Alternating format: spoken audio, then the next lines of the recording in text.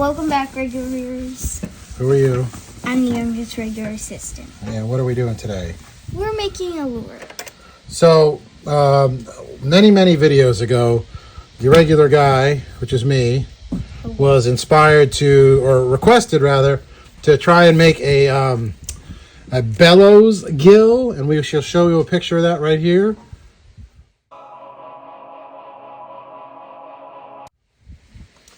All right, Bellows Gill. It's been out on the market for a few years. It's a good flipping bait, apparently, punching bait, that kind of thing. Something I wanted to try. Yes, you can put your little paws over here so everybody can see that you're here too. Say hello. Hello. Okay, so anyway, I was looking at this leaf the other day off our tree in the backyard, and I thought, oh, that's kind of Bellows Gill-ish, right? And I thought maybe I could make a Bellows Gill, like make a stencil out of this leaf.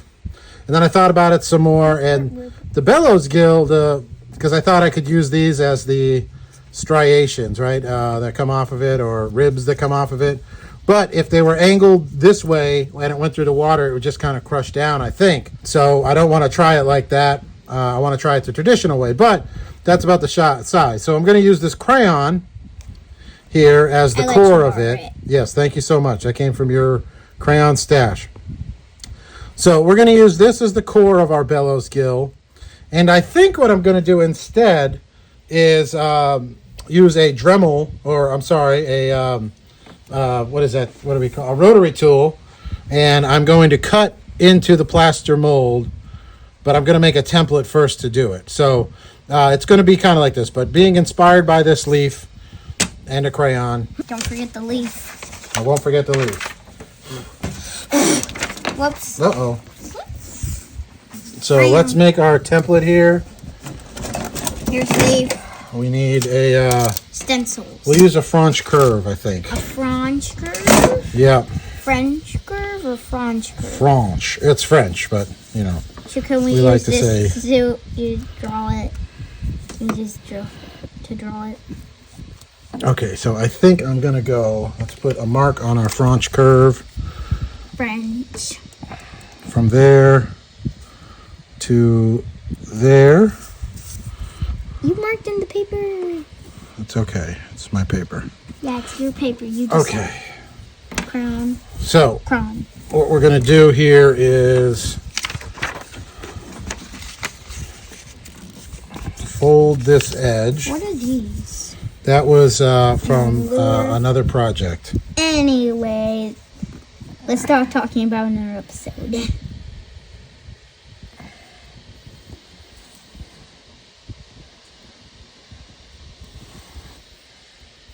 Okay, so that's the approximate distance of our crayon.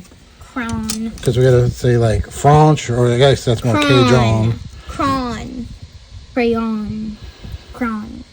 Okay, so that is going to be the distance of our leaf. Homemade Bellows Gill, as you can see right there. See how that's going to have that on there? So, you know, I was thinking of trying to make it ribbed like that with the, what do they call these on leaves? Pointies? Pointies. I don't think they call them pointies, but we may still use that. We'll see. We'll see going forward here. Ribs. I just remember that. They're called ribs? Yeah, I think they're called ribs. They're called ribs. We'll have to fact check you, little girl. Okay, could you pretty please cut as neatly as possible along this line there? Sure. Oh, hold on. Pause. Pause. Before we cut.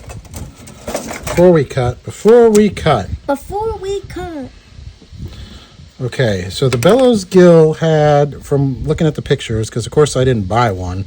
I wouldn't want to spend money on it. Yeah. Yeah, what? Why should I spend money on it? Because I need a template. But I don't like to spend money. That's a pretty good impression there, little girl. Yeah.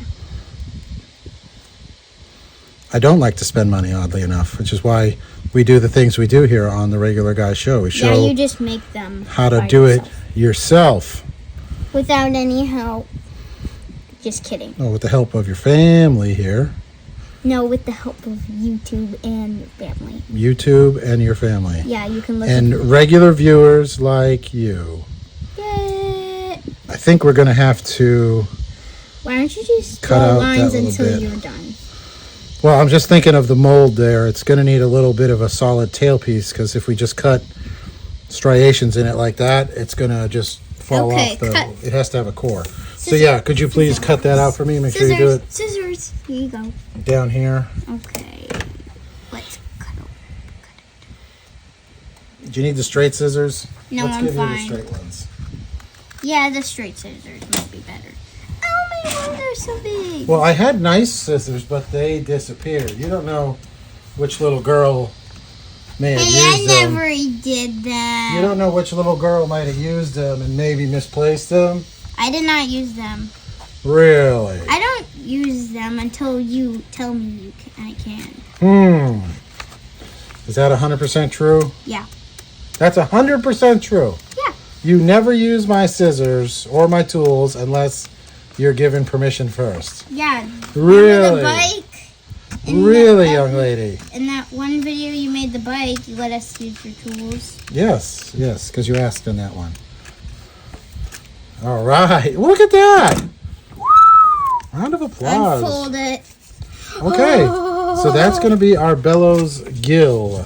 Okay. There's a reason we're being so tedious as we're making this guy up right here.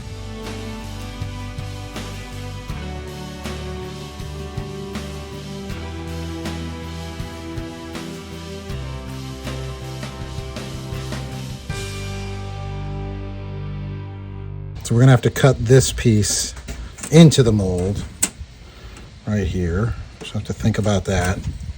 Me and the skinny mold made it. Good. Made in America. Great work. Okay. See, made in America.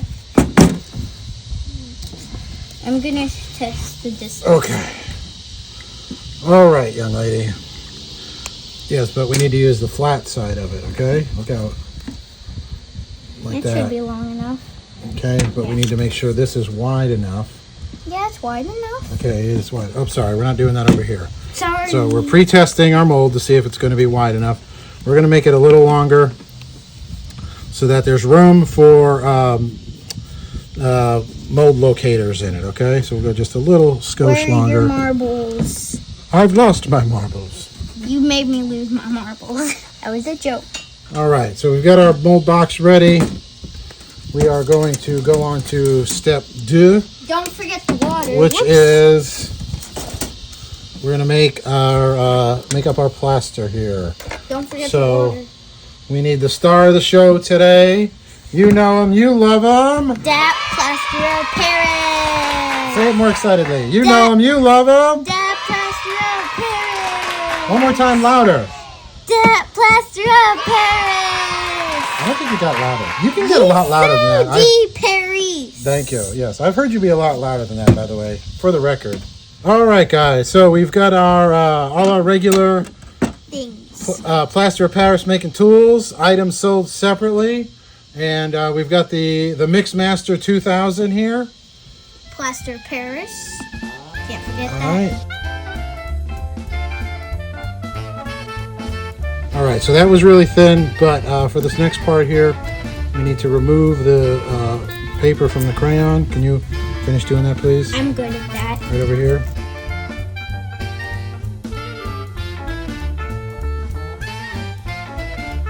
Okay, let's see if this Goodbye, is... glitter atomic This stuff was pretty tangerine. thin, this plaster, so let's see if this floats. I'll Okay, be it right did. So we're going to leave it be, just like that, and let's put in Our leaf or 2 locators here.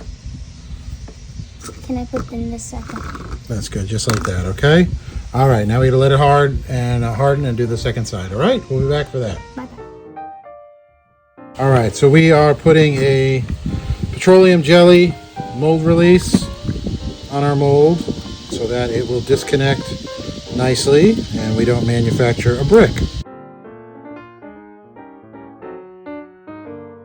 Something I forgot to do on the first side, and we'll see if we have to rebuild it if it doesn't have enough strength, was this fiberglass tape, joint tape,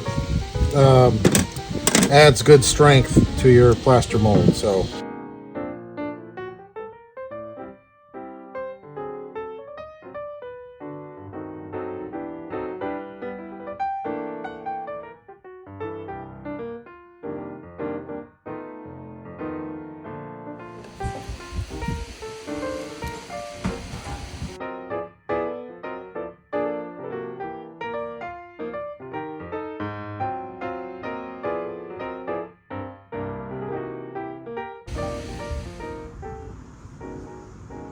all right, regular viewers, let's see where we are at here.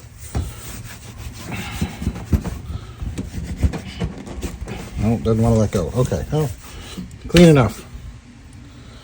Yeah, and then I wipe it with my hand afterwards. Like, what's the point of that? Anyway, so this is the mold that my wife and the eldest regular assistant demolded for me, and they did a great job. Thank you so much. And again, this is what we're making out of it. So we do got a little bubble right there, but I do believe the UV resin can solve that problem. But this side is perfect over here. So let us put this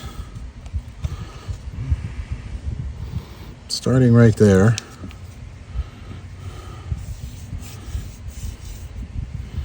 Like that.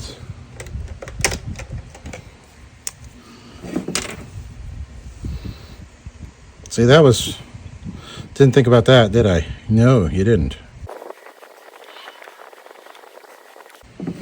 So that's how big our fish is going to be.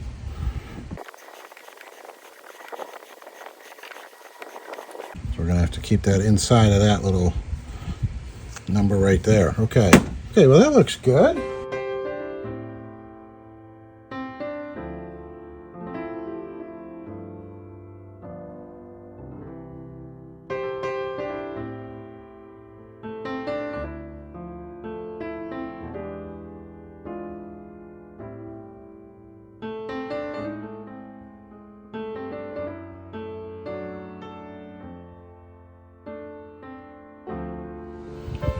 One last ditch effort here before we have to go rogue.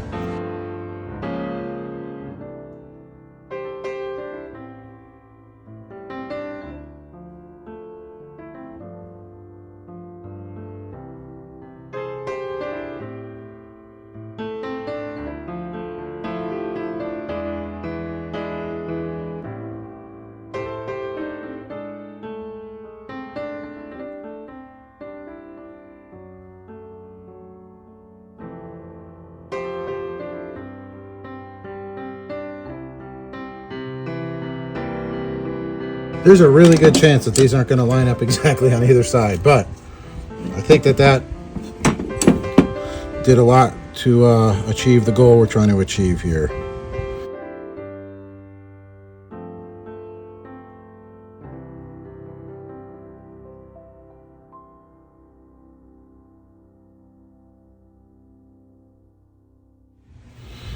All right, so the problem we made with this mold is this side had too much water in it, and it's still a little, this side is already nice and hard. This side right here needs to dry out some more. However, you know, time and tide waited for no man, so we must march on. So we are going to try to go forward with this project.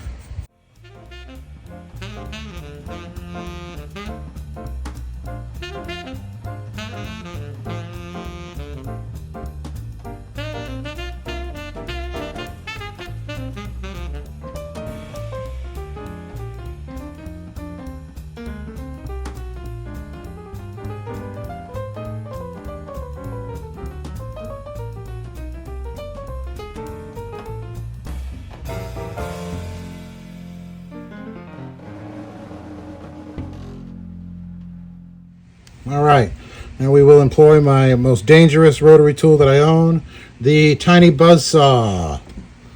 Tiny buzz saw.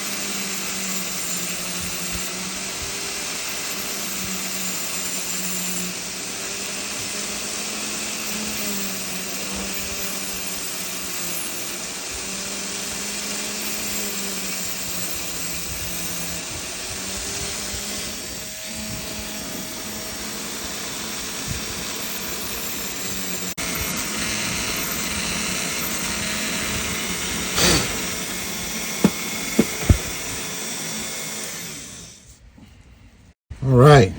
Now I know what you're thinking. What's the point? No, no, probably some of you. No, is it going to leak like a sieve? It very well could leak like a sieve. This could be it's going to have plenty of venting, though. People have always told me you need to make sure your plaster molds are vented. Well, this one will have it. I promise you that. It's like some weird friggin' sea creature, that's for sure.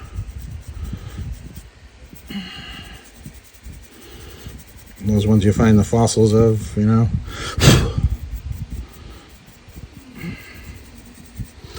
This one has to dry out some more. We're going to have to bake that, I think, before we go forward any further. What we do want to do here is use the proper Sharpay, because we're going to have to drill a hole right through the top, like such as. But again, I'm going to wait till that dries some more. So I'm going to bring it over here to the hot plate and cook it. Make sure we get all the moisture out of that. All right? And clean all this mess up. All right. Do you like that bouncy beginning? Anyway, so I got them here on my hot plate. It is set to kill. Luckily, it's in a well ventilated area.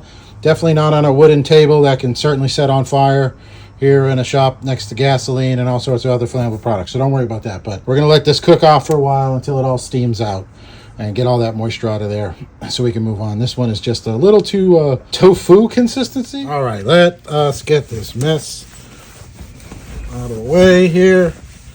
Holy dust, Batman. We're going to need some more mustard to clean this off, I think. Holy smokes. All right, so Crayon. this is what we've got now. Yes, this is our crayon lure here. So we're going to have a lot of ventilation in the situation over here. But I think we'll still be able to get our product out of it. So the molds did dry a lot better. Look out, young lady. What we need to do now is cut this top port here. Okay, that one step drill will work just fine. All right, our friend the step drill. Beautiful. So we made this mark yesterday and put a little dot on top of it so that when these are together, we know where to drill to get our, guzamagama. Fill port, that's the word. All right. We clamp this when we drill it just to keep it from moving.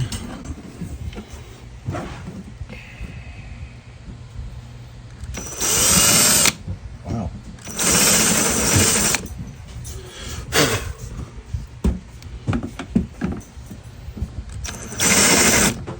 There it is. The reason I like using the step drill so much is you cannot mold in a nice sprue location like that. Look at that. It's like a machine fitting. Beautiful. Okay. Let's take a look-see here.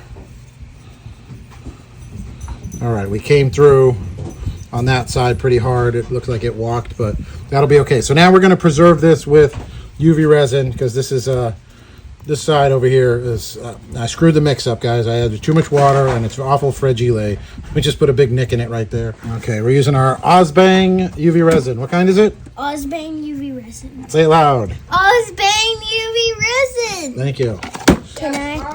Can you put that out in the sun there? Because thank you. We need that. Okay, so now to preserve this, we're gonna seal it with UV resin, several coats here. This will help harden it up, or at least the surface. No sparkle farkle because it's not needed. It's not needed. Not needed. Not. Double not. Who's there?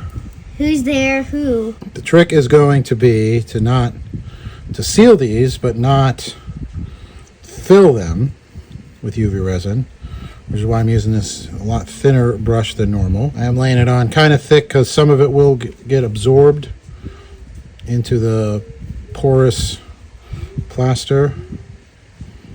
That's okay though. That's actually a good thing for what we're trying to do here. You can see the top part over here, it's already been absorbed in. We got to make sure that we don't get crunchies in it. What are crunchies? Little bits that are broken off because this is such a thin carving here. There's still little chips chipping off of it. which is why it's so important to seal it to stop that from happening further.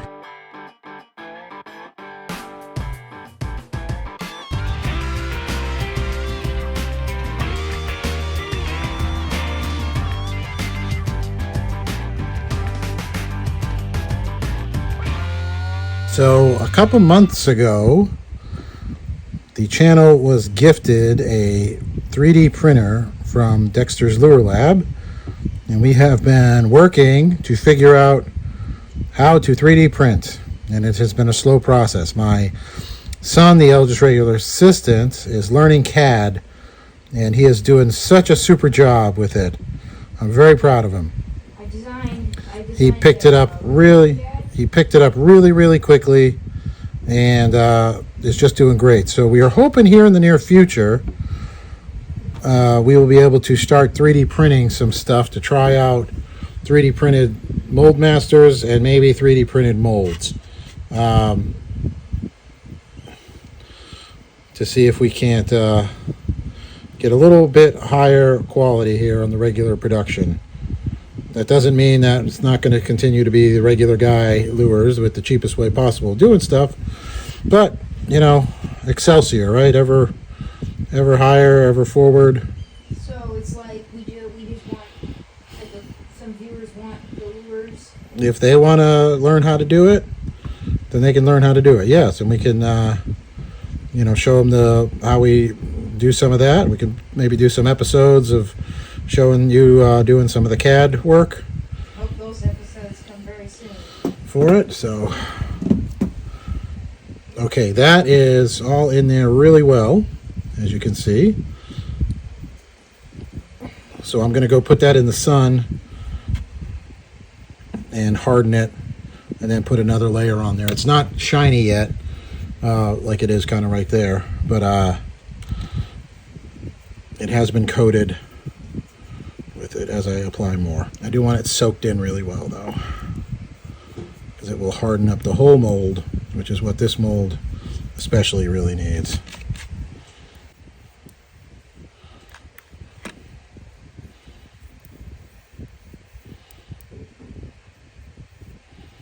There's little dust bits in there, like that one right there.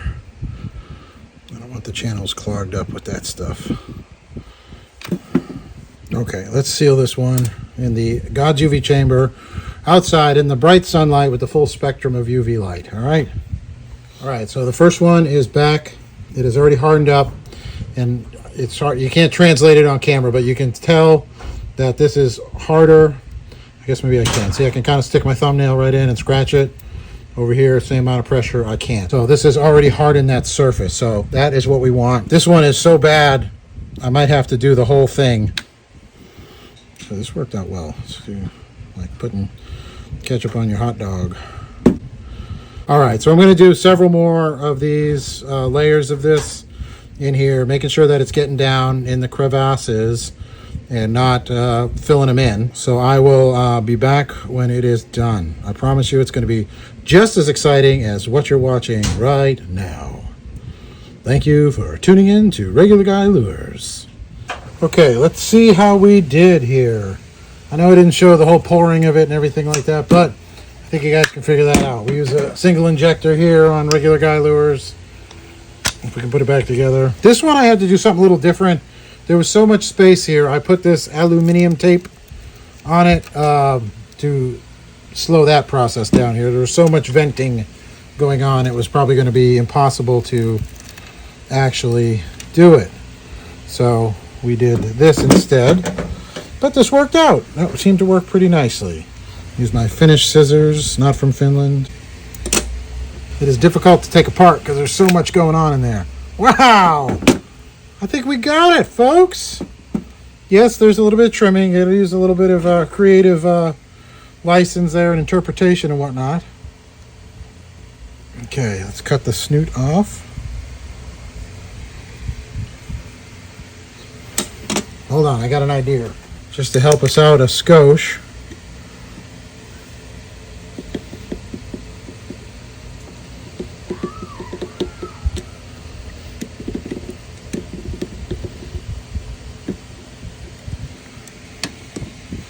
Yep, there's a little flashing, but it's a homemade mold, so I think that is a little bit to be expected. Let's see what we get here.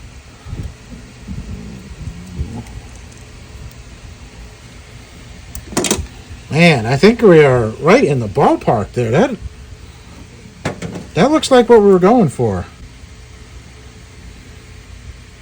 Okay, now I know what you're thinking. Regular guy, how come you just didn't buy one and make a mold of it?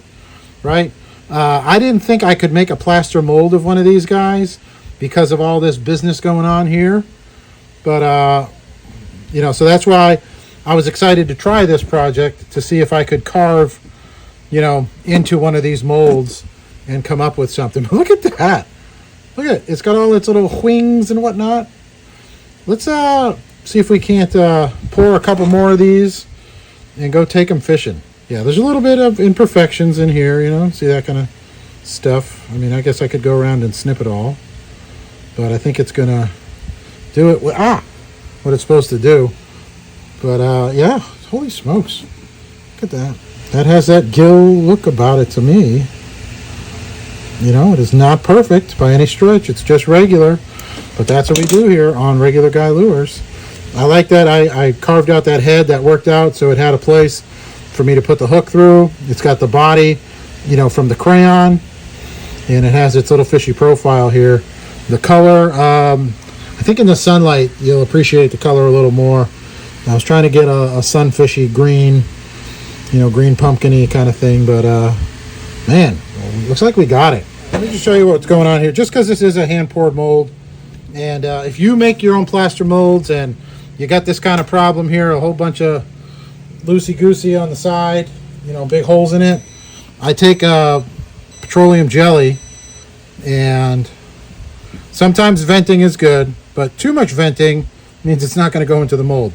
So there you go. I just put a little smattering there, and it seals it up with a clamp on it.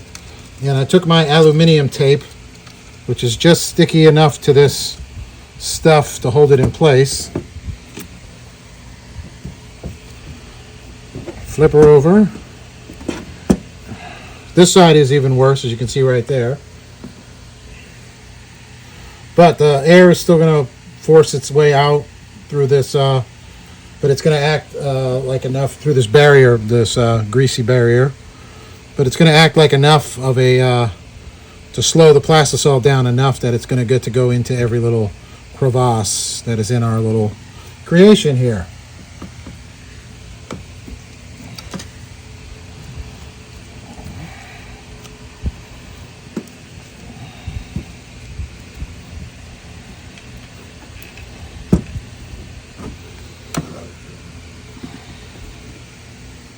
All right, let's open her up again. Looks like it working. It looked like it working. Yeah, that's what I wanted to say. Good job. Apparently English is not working today.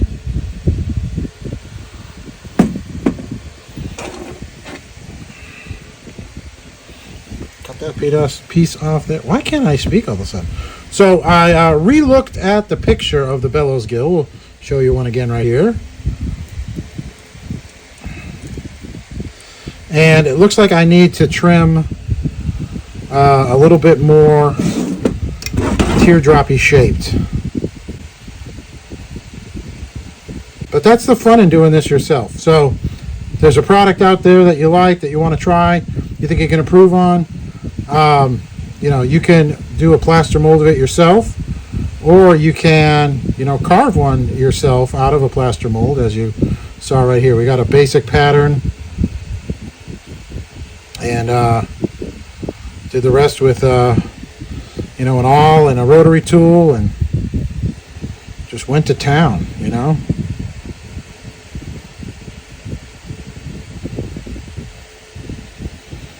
Big question is always, will the bass notice? They will not notice that this is not a brand name lure.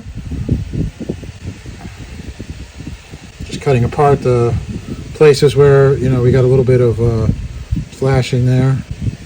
I mean, it's weirdly wiggly, like the lure that we're trying to emulate. Wiggle, wiggle, wiggle. All right, let's do it again. I'll make up a couple more, and then the next time you see this, we'll be swim testing it, all right? Well, here they are, ready to go. Let's go hit the water. Okay, so I got this rigged up in a flipping configuration here. It has an 1.5 ounce tungsten weight. It's got a 50-pound, what is that, fluorocarbon leader, because all this brush out here, as you can see. And I got my little guy Texas rigged on here, and making sure that that point of that hook is buried down in the plastic so that we don't get hung up. So we're just going to take this over here and flip it into these roots.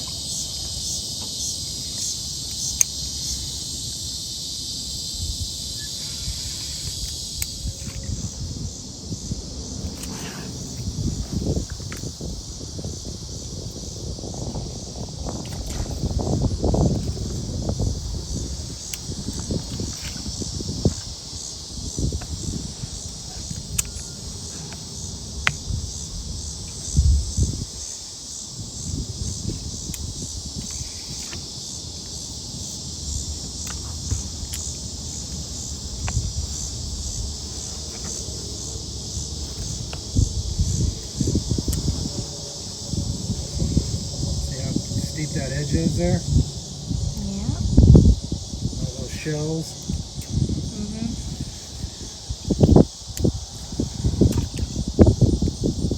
Look closely behind the roots where you can see some of them.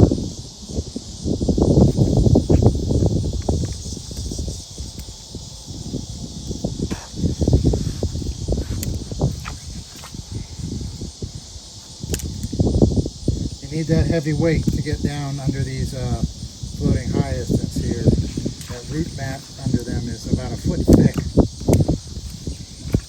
With the tungsten being more dense, you can get down a lot easier, can't it? Yeah. Yeah, with a smaller sized weight than even lead.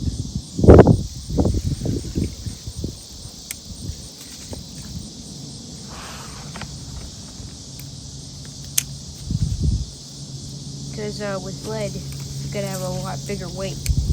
Because it's less dense, correct? Correct.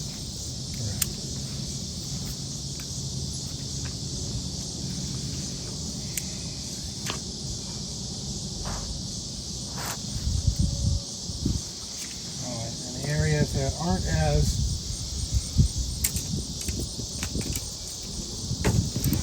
thick here, we've got this one rigged up on a weightless Texas rig, and this is the one we've glued the wedge tail on with vinyl cement. Vinyl cement. Yeah, can you see that in the water? Yeah. Got a nice little tail wiggle. The whole thing kind of undulates. If you look here next to this piling, it just floats down so softly and slowly. It's a weightless, extra wide gap hook Texas rig.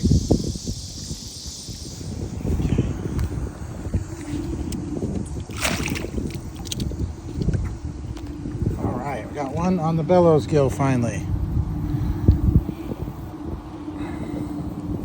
He was right there, tore up Bellows Gill. He was over here, and this stuff right here.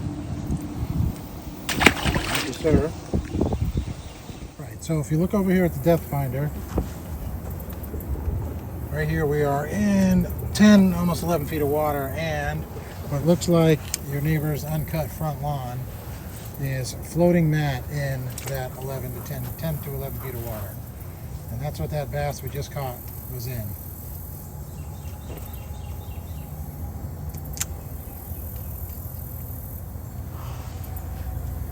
So all we are doing here, that's a sure sign that your hook point's not buried like it's supposed to be. Potential tragedy right there. Okay. So, see our lure? All right, we're going to find a hole in here and drop it in. And then it goes down at about 10-foot mark. Here it hits the bottom. And we're just kind of bouncing it just a little bit, kind of let it sit for a second. Bounce it, let it sit, bounce it, and then do it again. sure we check that hook point every time. So even though this looks like someplace you could go walking, so you get a big surprise. Just like the one time we took our dog out in the boat. That's what I was just thinking. She decided that she had had enough boating and was going to go for greener pastures when she looked out upon this stuff and dove off the back of the boat. And we heard her splash, and she was not pleased with her life decisions at that moment. Sorry. It's a little funny thinking about it. That was the first time she ever swam or swum. I don't think so. Yes, it was. Well, I guess when she was a puppy, she did the same sort of thing. Yeah, she down at fell. the neighborhood pond there. Yeah, she fell in the water. Yeah. Jumped right off the side there by accident, or fell off the side Ugh. of the wall. That was a bass. That was a gar behind us. But there we are. Keep flipping this.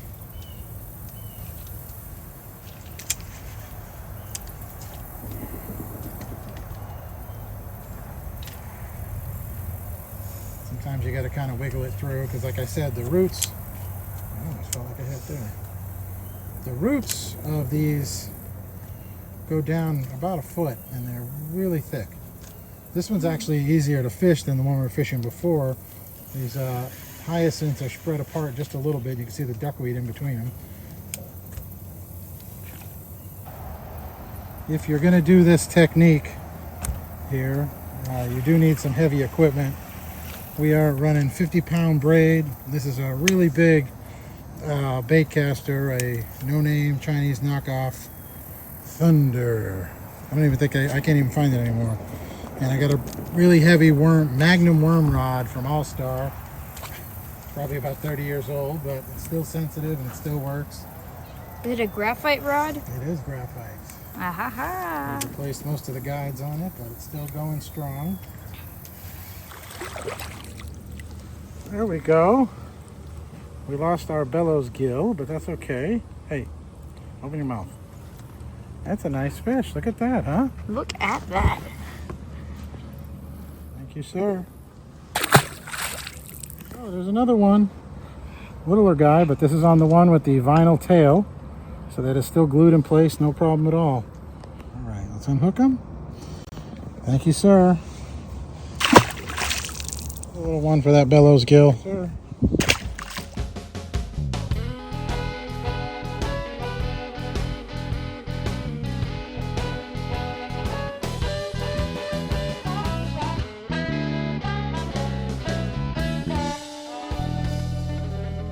Don't forget.